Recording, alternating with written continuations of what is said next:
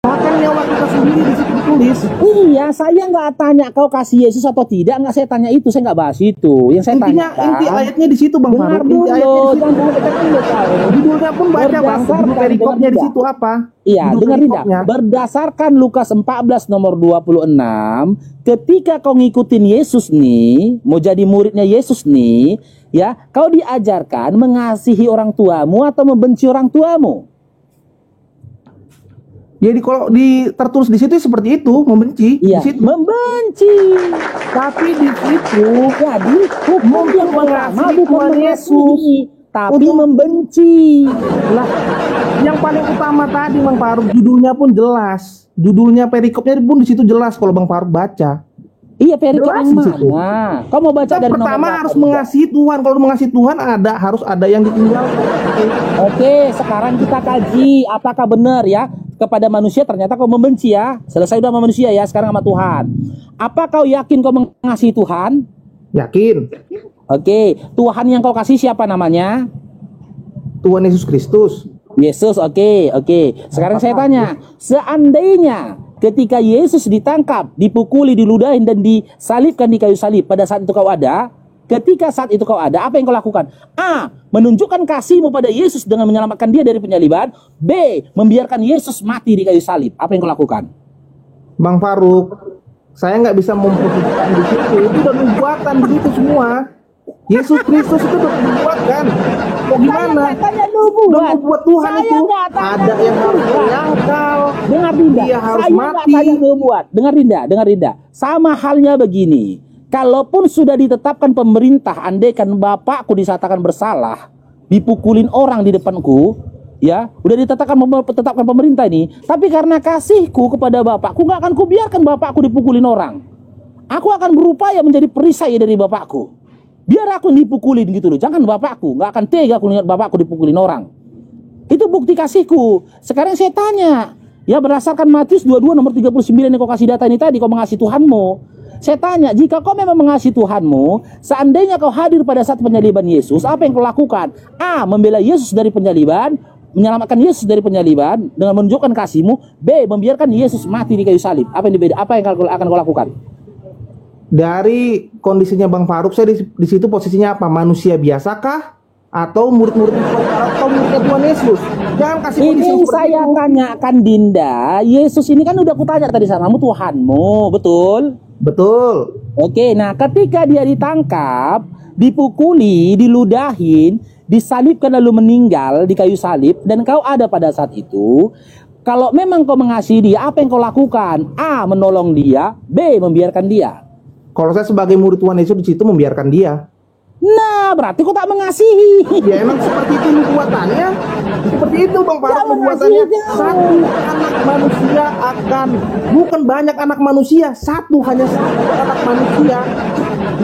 Gimana kalau saya nolong berarti dua anak manusia nubuatannya? Nggak Iya, mungkin. berarti dengan kau membiarkan dia tidak menolongnya, kau tidak mengasihinya kan? Sudah nubuatannya seperti itu Bang Faruk, nggak bisa Aku disangkal. nggak bahas Satu nubuatan, anak Dinda. manusia. Kalau saya menolong dia, dua anak manusia. Hah? Paham Apa? di situ. Kalau Kenapa? nubuatannya satu anak manusia akan menebus dosa seluruh manusia. Kalau saya nolong jadi ada dua anak manusia di situ. Oke. Gini Dinda. Gimana? Aduh. Kalau gini Dinda, yang saya bahas itu bukan tentang kematiannya. Kalau kau tolong dia nggak jadi mati dong. Dia nggak Orang kau mungkin. tolong dia. Pun di situ pasti dimatikannya juga, karena emang udah kayak mana dua lawan banyak di situ.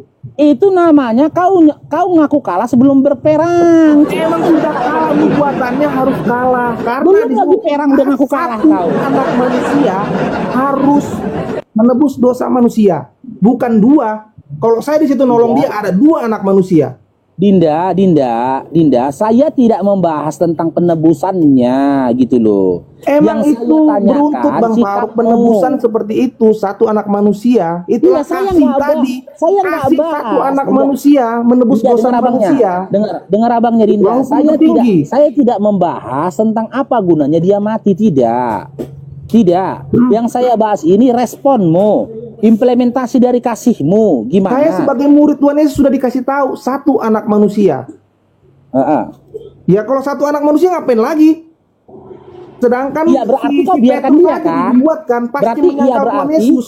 Karena kau biarkan satu anak dia manusia kan? nggak akan berani. Ya berarti nggak kau akan biarkan berani. dia kan? Iya pasti, karena nubuatnya Nah, seperti berarti itu. kau nggak kasih. Ya emang seperti itu nubuatnya. Udah habis. Emang seperti itu Bang Faruk nubuatnya. Mau kita apakan Udah juga nggak akan habis. bisa. Kau nggak mengasihi dia. Petrus yang sok jago aja, Gitu loh. Petrus muridnya Kau Tuhan Yesus sok munafik jago, udah dibuat kan akan menyangkal dia 3 kali. Petrus di situ. Gimana? Petrus, salah satu murid Tuhan Yesus bernama Petrus, udah sok jago akan nolong Tuhan Yesus di situ, menyangkal dia 3 kali. Itu karena Oke, nubuatnya satu oke. anak manusia. Oke, kita ke sana dulu. Kita lompat lagi ke sana kan. Saya tanya sekarang. Kematian Yesus di kayu salib itu keinginan Yesus atau keinginan iblis? Keinginan Tuhan Yesus. Oke, kasih datanya. Nanti saya kasih datanya bahwasanya kematian Yesus itu adalah keinginan iblis. Jika memang kau katakan keinginan Yesus, kasih datanya di mana Yesus mengatakan dia berkeinginan mati di kayu salib untuk menebus dosa manusia. Kasih datanya. Bentar. Silakan.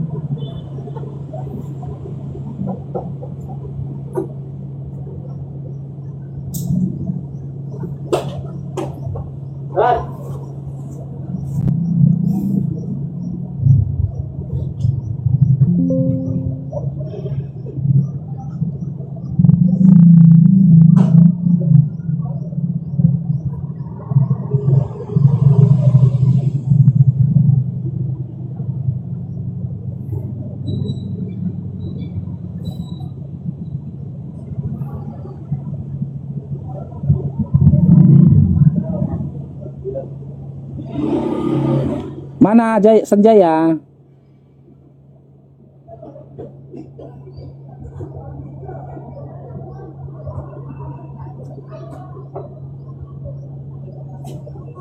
Nubuatnya di Mazmur. Kalau dari saya cari. Aku nggak nanya nubuat, Dinda. Saya tanyakan tadi, kematian Yesus di kayu salib atau kematiannya Yesus itu keinginan Yesus atau keinginan iblis? Keinginan Yesus kau bilang, ya udah jika memang keinginan Yesus, di mana Yesus menyatakan keinginannya, dia akan mati di kayu salib untuk menebus dosa manusia, di mana datanya? Kalau aku katakan keinginan iblis. Gitu loh. Mana datanya? Mana datanya? Ah, berarti kau nggak punya data kan? Ada datanya. Ya mana Tapi datanya? Bang Faruk Yesus gak akan mengatakan percaya itu kalau keinginan penjelasan dia. saya. Mazmur Di mana itu, datanya? Bang Faruk, di Yohanes 1 ayat 1 firman Firman itu menjadi dari manusia. dia. Kalau Bang Faruk pasti nggak akan Saya dengerin. nggak tanya di mana Yesus menginginkan jadi firman, nggak itu, Dinda. Yang saya tanyakan di mana Yesus menyatakan keinginan dia metong di kayu salib untuk nebus dosa, di mana? Nubuat Yesus itu Alfa dan Omega sebelum Abraham Aku udah nggak ada. tanya Dia Alfa udah dan dibuatkan Maret. sendiri. Di Taurat Alfa udah dan dibuatkan oleh Maret. dia sendiri. Oke, berarti kau nggak bisa tunjukkan datanya ya sekarang. Bukan Bang Faruk datanya, menjelaskan ke Yesus kamu. sudah menjadi manusia. Sekarang abangnya menjelaskan ke kau bahwasanya itu adalah keinginannya iblis dan kalian mengaminkan, mempercayai dan menyetujui keinginan dari iblis. Ini datanya. Lukas 4 nomor 5 sampai 6. Dalam Lukas 4 nomor 5, kali pertama iblis menyampaikan keinginannya untuk kebinasan dan kecelakaan Yesus. Di sini terkatakan, kemudian iblis membawa Yesus, di sini adalah iblis di nomor satunya, ya, ke suatu tempat yang tinggi dan dalam sekejap mata ia memperlihatkan kepadanya semua kerajaan dunia. Kata iblis kepadanya, segala kuasa itu serta kemuliaannya kuberikan kepadamu, sebab semuanya itu telah diserahkan kepadaku dan aku memberikannya kepada siapa yang kuhendaki. Jikalau engkau menyembah aku, ya seluruh itu menjadi milikmu. Tetapi Yesus ini terus ini. Ya, ini dia. Kemudian ia membawa ke Yerusalem dan menempatkan dia di bubungan bait Allah. Lalu berkata kepadanya, jika engkau anak Allah, jatuhkanlah dirimu dari sini ke bawah. Iblis meminta Yesus untuk menjatuhkan dirinya ke bawah. Yesus tahu Kalau dia jatuh ke bawah, dia meninggoy. Lalu dilanjutkan, sebab ada tertulis mengenai engkau, ia akan memerintahkan malaikat-malaikatnya untuk melindungi engkau, dan mereka akan menentang engkau di atas tangannya, supaya kakimu jangan terantuk kepada batu.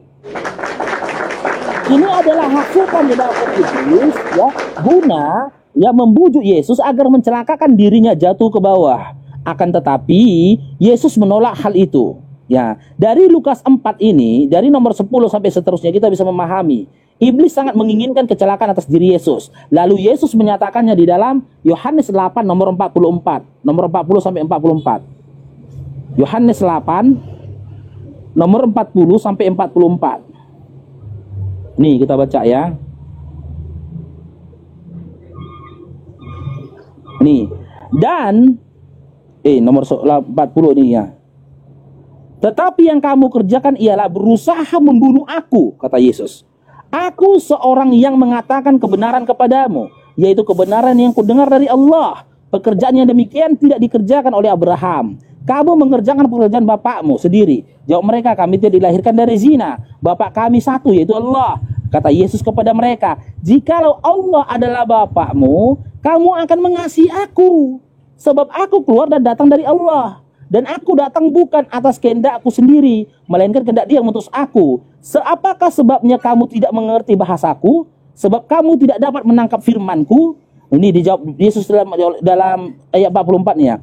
Iblislah yang menjadi bapakmu, dan kamu ingin melakukan keinginan-keinginan bapakmu, keinginan iblis. Ia adalah pembunuh manusia sejak semula dan tidak hidup di dalam kebenaran, sebab di dalam dia tidak ada kebenaran. Apabila ia berkata, ia berdusta. Ia berkata atas kehendaknya sendiri, sebab ia adalah pendusta dan bapa atas segala dusta. Di dalam Yohanes 8 nomor 40 sampai 44, Yesus mengatakan, ya, orang-orang yang menginginkan kebinasaan atas dirinya, orang-orang yang mempercayai pembunuhan atas dirinya, orang-orang yang mengimani pembunuhan atas dirinya, iblislah yang menjadi bapaknya, karena itu adalah keinginan iblis. Itu yang tertuang dalam Yohanes 8 nomor 44. Sementara cair dong Bang Hel, barakallahu. Sementara iman teman-teman Kristen itu selaras dengan iblis.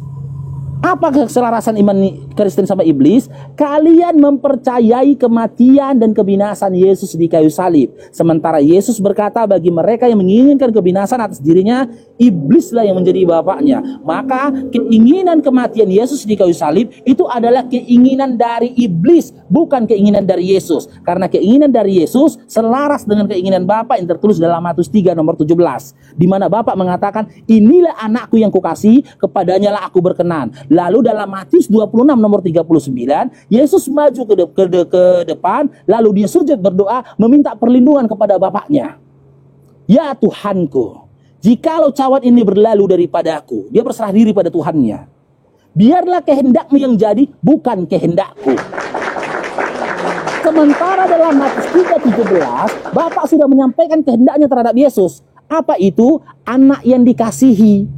Tak mungkin seorang bapak yang mengasihi anak membiarkan anaknya mati terbunuh dengan kondisi terhina di atas kayu salib. Sementara kematian dan juga kehinaan atas diri Yesus itu adalah keinginan iblis. Dan teman-teman Oten lebih condong kepada keinginan dari iblis. Maka bisa jadi Iman Musanjaya dan teman-teman Oten yang lain adalah sebuah penggiringan opini dari keinginan dan hawa nafsu iblis.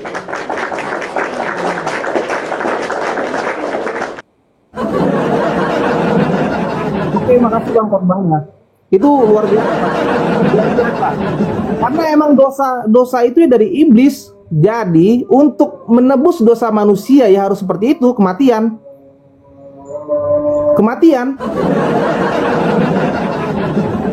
Bukan kita manusia yang Berarti kau sepakat dengan kematian Yesus?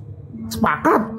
Karena terbukti bukan Bang Faruk, dia kan saya yang harus mati. Yang istri bapak dia. Tapi Iblis dari bapakmu, iblis. Mana itu framing aja dari Bang Faruk. Mana ada iblis dengan kematiannya? Berarti ayat yang dicobai itu menunjukkan Tuhan Yesus nggak mau dicobai oleh iblis. Disitulah menunjukkan kami Kristen sebagai pengikut Kristus melihat itu contoh. Kami tidak akan mengikuti apapun perkataan iblis, walaupun manis, walaupun apapun, nggak akan kami ikuti. Perkataan iblis di yang Bang Faruk baca tadi manis semua. Akan dikasih ini, akan dikasih ini. Itulah kami orang Kristen nggak mau. Sekarang kita uji. Kita uji step kedua ya. Lompat Kita lagi. uji step kedua. Step kedua kita uji. Terus. Imannya teman Kristen ini kita uji. Kamu udah sepakat tadi. Kamu setuju dengan kematian Yesus, ya? Kamu setuju dengan kematian Yesus dan pembunuhan Yesus. Sementara Yesus berkata dalam Yohanes 8 nomor 40 sampai 44 tadi, orang-orang yang menginginkan kecelakaan atas dirinya, kebinasaan atas dirinya, bahkan ingin membunuhnya, iblis dan menjadi bapaknya. Nggak ada dari Tuhan Yesus, nggak ada kematian atas dirinya. Apa? Tadi nggak ada atas dirinya Tuhan Yesus di situ, ayatnya nggak ada untuk Kan ayat 40 gitu dikatakan, kamu ingin membunuh aku, kata Yesus. Jika kau datang dari Abraham, jika bapakmu adalah Allah, kau tidak akan berupaya membunuh aku karena aku datangnya dari Allah. Karena kau berupaya melakukan pembunuhan dan mencelakai aku, maka iblislah bapakmu karena iblislah bapak pembunuh. Karena iblislah dari dulu pembunuh manusia, kan gitu dalam nomor 44-nya. betul. Lalu dikatakan dalam 43-nya, 44 Boleh saya kan bertanya, dikatakan Bang Faruk? iblis dan jadi bapakmu. Bang Faruk, itu iblis tadi kan yang mau membunuh kan? Iya, kan mau membunuh Yesus Bang kan. Faruk. Orang-orang kan Bang dari Faruk situ kita bisa berdosa. memahami gini Dinda. Ya narasi dari Yohanes 8 40 sampai 44 kita dapat pemahaman yang menginginkan kebinasaan dan kematian dan pembunuhan terhadap diri Yesus itu adalah iblis. Betul. Nah, sekarang saya tanya, kamu sepakat nggak dengan pembunuhan Yesus di kayu salib? Ya sepakat, emang gitu. Nah, iblis yang jadi bapakmu. Apa lagi? ini atas Udah selesai. Ternyata kan framing mengikuti Bang Faruk dan menyatakan keinginan dari iblis. Bang Faruk, dosa itu hukumnya mati Bang Faruk. Gak mungkin kita manusia biasa yang bisa mendapatkan kematian itu sendiri. Gak akan Bang Faruk walaupun mau minta ke Allah mau seperti apa, gak akan dosa Bang Faruk hilang. Hanya ada satu yang bisa mati untuk menebus dosa Bang Faruk. Itulah Tuhan Yesus. Maksudmu gini, manfaat dari kematian Yesus ini untuk menebus dosamu gitu. Betul, dosa seluruh manusia, termasuk Oke, Bang Faruk. kehendak siapa itu? Kehendak Tuhan Yesus. Oke, di mana Yesus menyatakan kehendaknya itu? Satu yang harus Bang Faruk pegang, Tuhan Yesus itu adalah firman Allah. Dia Alfa dan dia Alfa dan Omega. Begini, Bang Faruk, saya tanya ke Bang Faruk. Bang Faruk dulu kita Dinda. bentar, Bang Jangan Faruk lompat saya tanya. lagi lah kau. Saya tanya. Capek aku ngejar-ngejar kalau lompat. Bang Faruk lompat dari yang tadi binatang lompat sampai sini Bang Faruk yang nyari ayatnya Nah, Bang kau Faruk. yang menggiring tadi lompat-lompat. Kalau Gini, kau gini, pertanyaanku ke Bang Faruk. Dengar dulu. Kematian Yesus bertujuan untuk menebus dosa manusia. Itu Bang keinginan Faruk siapa? terus yang nanya. Aku nggak pernah nanya. Iya, kematian Yesus di kayu salib, jadi nangis kau. Lucu kali. Bang Faruk terus nanya framing ke sana nanya. Iya, ke sini. Aku nggak boleh bertanya. Kematian Yesus di kayu salib itu keinginan siapa? Untuk menebus dosa manusia, keinginan siapa? Keinginan firman Tuhan, nubuat Oke, tadi kau bilang keinginan Yesus. Yesus itu firman Tuhan Bang Faruk. Ya udah. Oke. Oke, di mana datanya Yesus menyatakan matinya dia di kayu salib menebus dosa manusia adalah keinginannya? Di mana datanya? Kalau mau ada seperti itu tidak ada bahasanya, tapi nubuat dari Allah. Nubuat Berarti kecongor aja kau dari tadi ngomong. Itu ada di Mazmur, banyak nubuatnya anak manusia akan mati menebus dosa manusia. Saya nggak Ada nanya nubuatnya. nubuat lo Dinda. Yang saya tanyakan keinginan siapa? Kalau kau bilang Nubuat keinginan itu, Yesus, Bang Faruk. gimana datanya? Kekristenan itu dasarnya di Yohanes 1 ayat 1 Bang Faruk. Di situ dasarnya. Oke. Kalau Bang Faruk di situ nggak paham aja udah selesai. Oke, lompat lagi kita ya. Dasar Kristen itu di Yohanes 1 nomor 1. Betul? Betul, menurut saya Yohanes 1 ayat 1 di situ kuncinya untuk menjawab semuanya. Kita baca Yohanes 1 nomor 1 boleh? Boleh, silakan. Oke. Yohanes 1 nomor 1. Pada mulanya adalah firman. Firman itu bersama-sama dengan Tuhan. Firman adalah Tuhan, betul? Betul. Oke. Ketika pada mulanya adalah firman, pada saat itu Yohanes sudah lahir belum? Belum. Nah, dari mana Yohanes tahu kalau pada mulanya adalah firman? Yohanes kan saksi hidup. Saksi hidup dari Iya. Tuhan Yesus. Kayak mana kau bilang saksi hidup orang dia belum lahir?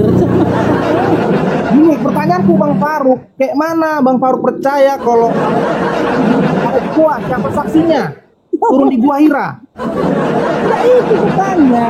Ya, aku balikan tanya pertanyaan saksi Bang loh, Faruk. Dinda. Dengar Kami loh. punya saksi, Yohanes. Aku nggak Sedangkan nanya saksi, umat Dinda. Muslim Dinda. tidak ada saksi yang melihat Dinda. itu Dinda. Al-Quran turun di Gua Hira, tidak Aku ada nggak saksi. tanya saksi, Dinda Sanjaya. Dengar dulu, kok jangan marah-marah. Saya tidak marah.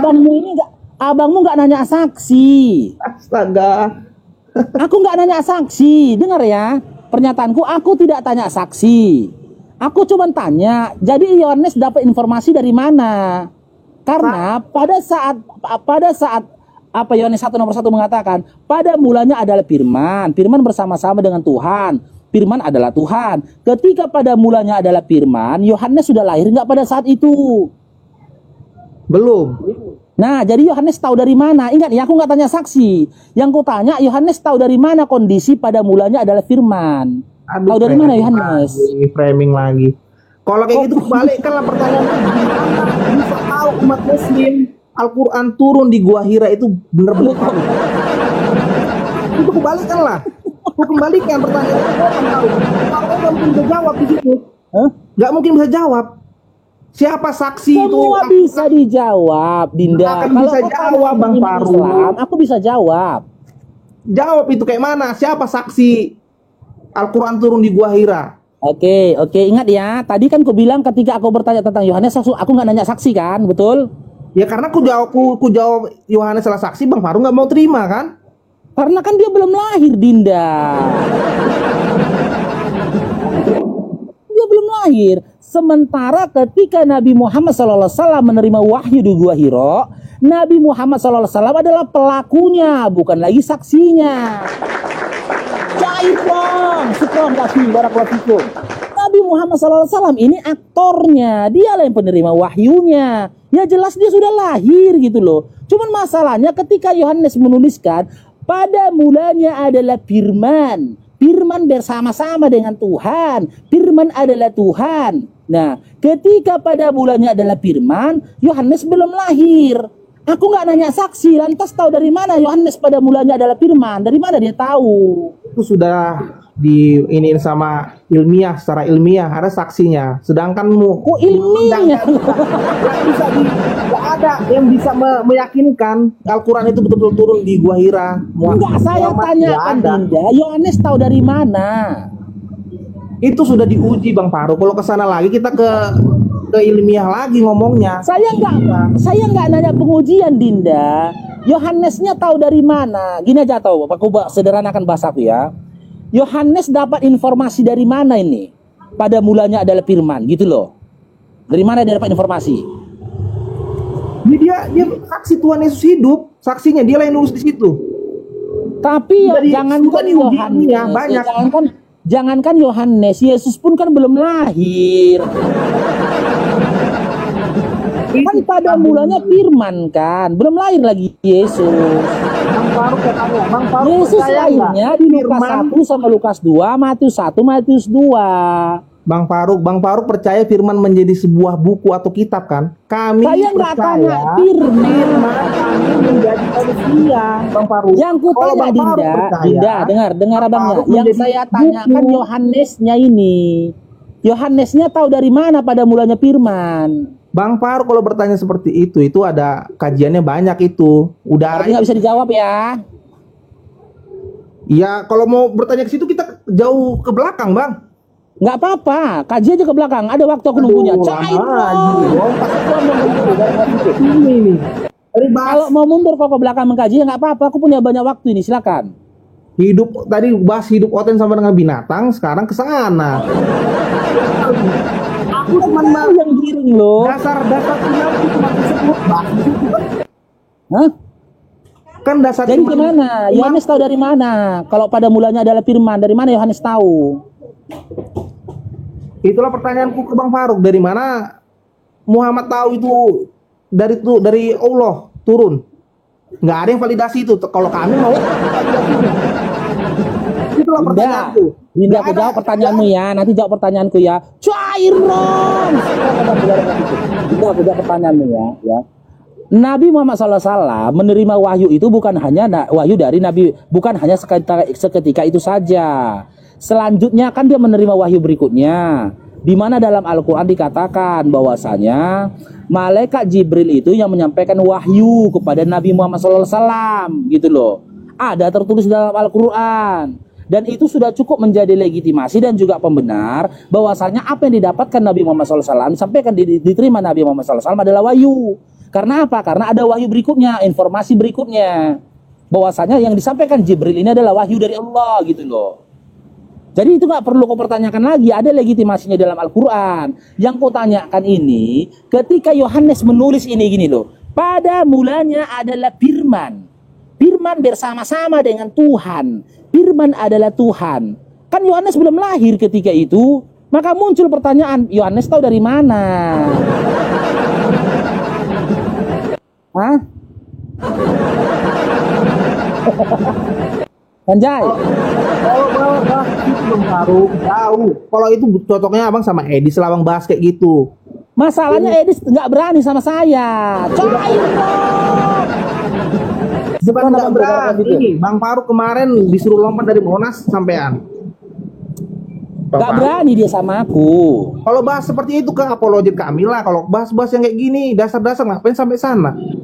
Iya, masalahnya ini sudah gini aja, udah, berarti kau berarti kau udah terberak. Sekarang gini aja, coba kau DM Edis, bilang sama Edis, Bang Faruk nantang kau Dis, di komal kau maupun di komal dia, terserah materi apa yang kau kuasai, dia bersedia untuk datang. Setelah itu kau DM aku waktunya ya, boleh? Boleh. Oke, udah, jumpain lagi Dis, setuju. Gak apa-apa teman-teman, jangan dipaksakan. Udah terberak dia, jangan dipaksakan lagi ya. Di komalku ataupun di komal Edis terserah ya, biar kalian saksikan bunyi aku taruh Edisnya lagi. Makanya gini teman-teman, pertanyaanku itu guna membangun akal. Bagaimana Yohanes bisa menuliskan pada mulanya adalah firman, sementara ketika kondisi pada mulanya firman dia belum lahir. Belum lahir. Boleh saja Yohanes menyampaikan hal itu jika Yohanes dinyatakan rasul dan mendapat wahyu dari Tuhan, gitu loh. Tapi tidak ada legitimasi dari Bible di mana Yohanes dikatakan mendapatkan wahyu dari Tuhan. Maka perkataan dia ini atau tulisannya ini bisa saja hanya omong-omong belaka. Sama halnya ada orang di zaman sekarang menuliskan kisah tentang 3000 tahun kemudian. Jika dia ini bukan seorang nabi dan rasul, maka apa yang dituliskan dia ini hanya halu belaka. Tapi jika dia memiliki legitimasi sebagai nabi dan juga rasul, maka apa yang disampaikan ini sumbernya dari siapa? Dari sang pencipta, berupa wahyu. Itu. Supaya jangan mudah kali kalian ditoko-tokohi. Aku udah capek 27 tahun aku ditoko-tokohi. Oke, kita naikkan lagi ya. Adik-adik Kristen yang lainnya. Ayo Mita. Iya. Jangan pikir kita itu. Jalan. Beban Tio kan dia. Oke teman-teman, Bang Faruk butuh satu saudara muslim jaga komal. Sebelum Bang Faruk ini mau sholat duhur, persiapan sholat duhur teman-teman. Satu saudara muslim dulu untuk jaga komal. Ada? Ini yang biasa naik si Hesti, si Nora tak kemana semua ini. Jaga komal apologet Bang.